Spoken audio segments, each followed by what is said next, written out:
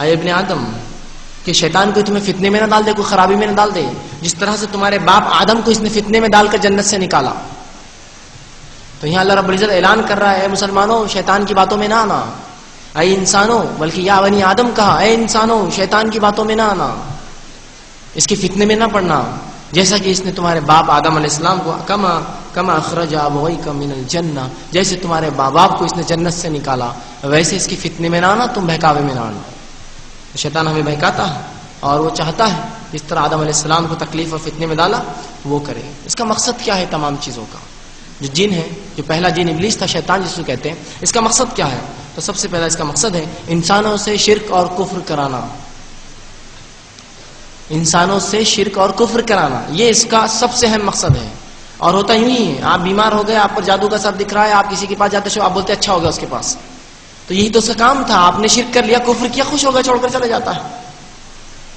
انشاءاللہ علاج کا طریقہ آخر میں کتاب و سنت سے ضرور بتاؤں گا۔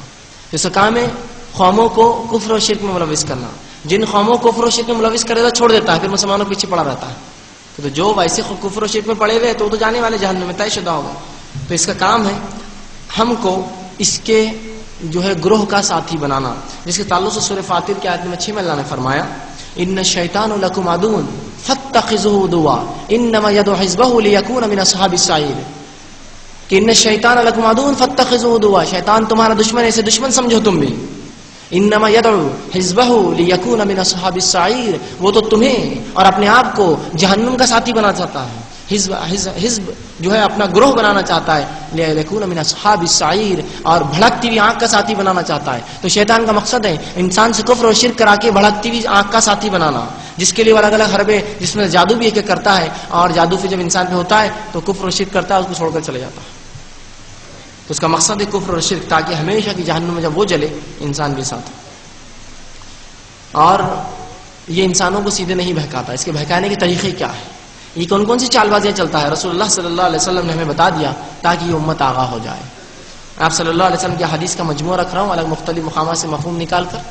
پہلے ہے کہ ہمیں سیدھے سے حملہ نہیں کرتا، سیدھے سے حملہ نہیں کرتا، سیدھا کے نہیں بولتا کہ میں آپ کو کفر کرا رہا ہوں، نہیں بولتا، سیدھے حملہ نہیں کرتا، کبھی بھی چھپ کر حملہ کرتا ہے۔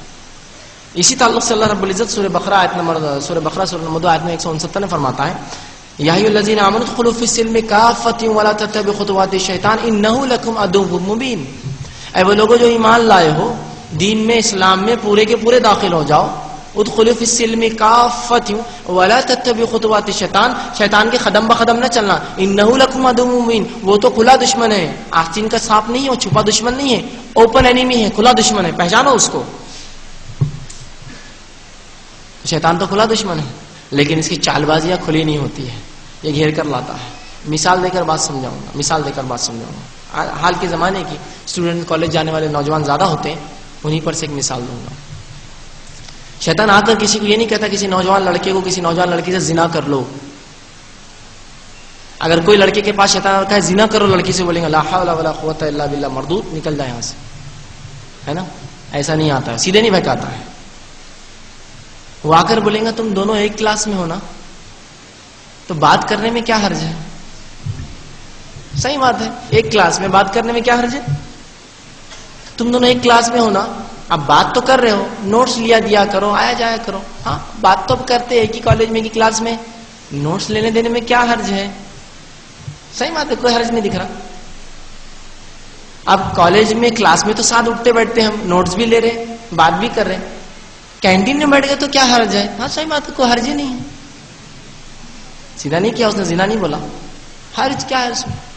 اب کینٹین میں بھی ساتھ بیٹھ رہے، کالج میں بھی ساتھ بیٹھ رہے، تھیٹر میں ساتھ بیٹھ لیے تو کیا حرج ہے؟ ہاں کیا حرج ہے، اب سب کو تو معلوم ہی ہوتا جا رہا، آپ ان ساتھ گھومتے پھرتے، کیا حرج ہے نا؟ اب کینٹین میں بیٹھ رہے، کالج میں بیٹھ رہے، گھر پہ بھی معلوم ہو گیا، تھیٹر میں بھی جا رہے، ساتھ کھانا وانا کھا لی ہوٹل میں، تو کیا حرج ہے؟ ہاں برحال صحیح بات ہے، کیا حرج ہے، اب سب تو ہو گیا۔ اب ساتھ آ رہے جا رہے تو ایک دوسرے کا ہاتھ پکڑ لیے تو کیا حرج ہے؟ ہاں صحیح بات ہے، اب تو تب لوگ معلوم ہے، اب ہاتھ پکڑ لیے تو کیا حرج ہے؟ اب جو ہے ہاتھ پکڑ لیے تو چلو زنا کرنے میں کیا حرج ہے، سب کچھ تو ہو رہا ہے، زنا کر لو، کیا حرج ہے؟ سیدھا نہیں، اگر سیدھا آ کر وہی نوجوان سے کہتا زنا کر تو وہ کہتا لا حول ولا قوت، مردود نکل جا، لیکن کیسا گھیراؤ ڈال کے لایا، دیکھیے آپ، سیدھے نہیں بہکاتا ہے، ایک زبردست جو ہے انسان کو لیتا ہے گرفت میں. اور جب انسان وہ گناہ میں ملوث ہوتا ہے اور جب زنا کر بیٹھتا ہے تو پھر بولتا ہے میں نے کچھ نہیں بولا تھا, اب دیکھ زنا کر لیا تو بہت بڑا گنہگار ہوگا. اب دوسری طرف سے ایک مصیبت, پہلے گناہ کرواتا ہے پھر ایسا نادم کرواتا ہے کہ اس کو دین سے دور کرتا ہے. اب تیرا نماز روزے کیا فائدہ, تو زنا کار ہے, چل چھوڑ دے, اب سب کر دیا اس کو اصحاب السعیر, کفر پہ لا دیا اور بنا دیا ہمیشہ کے جہنم کا ساتھی. یہ اس کا طریقہ ہے. تو سیدھے حملہ نہیں کرتا, گھوم کر آتا ہے, سیدھے نہیں کرتا. دوسرا, اصلی حالت میں کبھی آ کے ہمیں نہیں بہکاتا, اصلی حالت میں نہیں آتا, اس کو یہ حکم بھی نہیں یاد رکھی, ٹھیک ہے, اس کو حکم بھی نہیں, اصلی حالت میں اگر کبھی نہیں بہکاتا ہے. خواب کے ذریعے وسوسے ڈالتا ہے, خواب کے ذریعے غیر شرعی چیزوں کا حکم دیتا ہے, یہ کر لو وہ کر لو, یہاں جاؤ وہاں جاؤ, اس کی زیارت, اس کی غیر شرعی چیزوں کا حکم دیتا ہے. اور بہت سے لوگ بولتے ہیں ہم کو خواب میں فلاں چیز دکھی, ایک فلاں تھے. ارے کون تھے وہ فلاں؟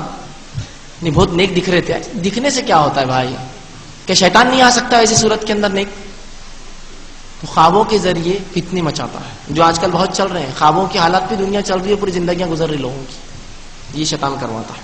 اسی طرح جو ہے بچوں کو تنگ کرتا ہے تاکہ ماں باپ پریشان رہیں, عبادتیں ضائع اور کفر و شرک کرے, بچوں کو تنگ کرتا ہے, یہ بھی اس کا ایک کام ہے. اسی طرح جو ہے جانوروں کے ذریعے آگ لگاتا ہے. رسول اللہ فرماتے جب تم رات میں سو تو بتیاں بجایا کرو, ورنہ شیطان کسی چوہے کو بہکائے گا اور وہ آگ گرا دے گا, جس سے آگ لگ جائیں گی اور انسانوں کا نقصان ہوگا.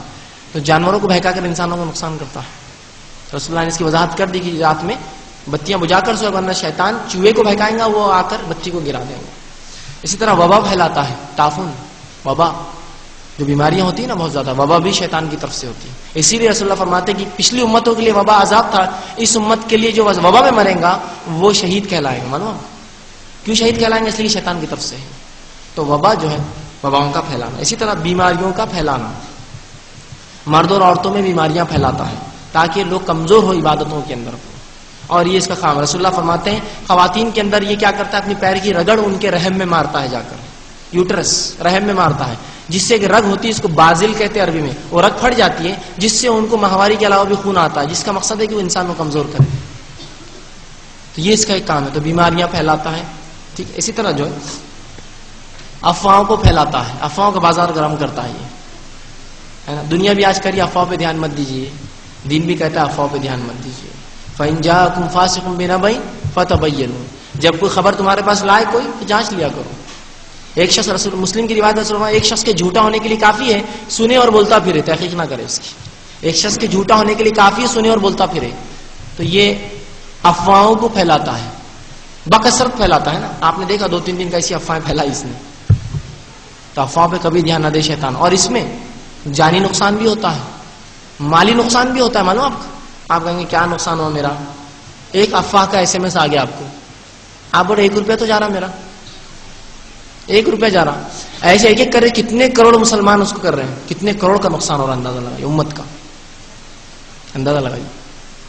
تو مالی بھی کرتا ہے. آپ بولیں گے میرے کو تو SMS فری ہے. ارے آپ کو فری ہے, عقیدے کا نقصان پھر جو ہو رہا ہے افواہوں کی وجہ سے. انسان جو کوئی بھی عمل کر بیٹھ رہا ہے, تو افواہوں کا پھیلانا یہ بھی شیطان کی طرف سے ہے. چھوٹی چھوٹی باتوں کو بڑا کر کے دکھاتا ہے. اور اسی کئی مثالیں میں آپ کے سامنے پچھلی بار بھی دیا تھا.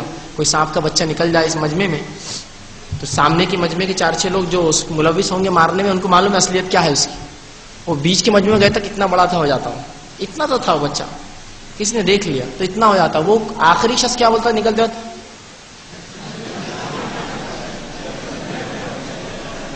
فیض بھائی کے نزدیک بیٹھا ہوا تھا, ڈسنے والا تھا, بچ گئے. افواہ روشن گیٹ تک ہمارے بات جاری, تو وہاں کیا ہو رہا, بڑا تھا, نکل رہا, ختم ہی نہیں ہو رہا, اتنا نکل رہا اندر سے. دم پکڑ رہے, کھینچ رہے, مار رہے, یہ کر رہے. اور کہیں تو بھی بات دور جا کے پہنچی, اس کو مارے, اس کو تولے, 70-80 کلو تو وزن بھرا اس کا. اب جب کل یہاں آئے اور پوچھے یار وہ ہوا کیا تھا, اتنا سا بچہ تھا رے, سانپ کا ہم نے مارے. ہم کو